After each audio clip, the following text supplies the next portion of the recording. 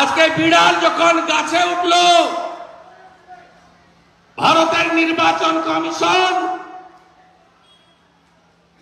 তার নিয়ম একই দলের নির্বাচিত সদস্য অন্য দলে দাঁড়াতে পারে না।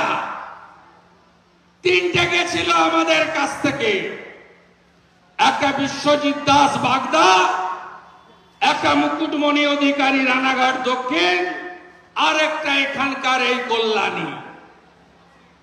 আপনারা পশ্চিমবঙ্গের জনগণকে দেখুন, এই তিনটেকেই ভালো মতো হারিয়েছে তিনটে লোকসভা কেন্দ্রে। কারণ কি?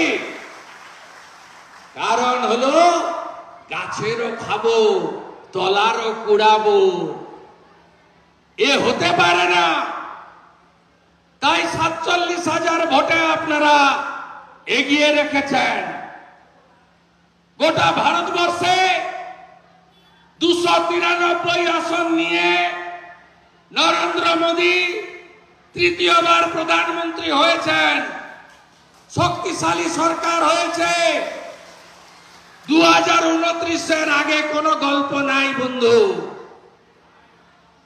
মোদীজির নেতৃত্বে শক্তিশালী সরকার স্পিকার নির্বাচনে প্রার্থী দিয়ে রণে ভঙ্গ বিরোধীরা।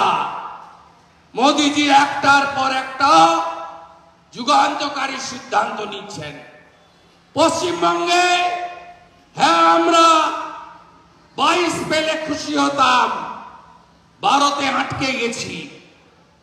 পশ্চিমবঙ্গে ভোট গণতান্ত্রিক ভাবে হয়নি।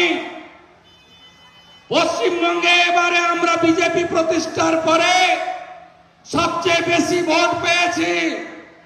2019-এ 2,30,00,000 ছিল, এবারে 2,33,27,000 ভোট ভারতীয় জনতা পার্টি পেয়েছে।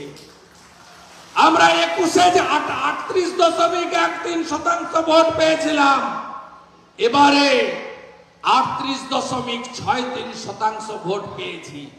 এই 2,33,27,000 ভোটে একটুকুও জল নেই। ডায়মন্ড হারবারে ভাইপো একা 10 লক্ষ ছাপ্পা মেরে 7 লক্ষ ভোটে জিতেছে। 10 লক্ষ ছাপ্পা কি হয়েছে আপনারা জানেন না।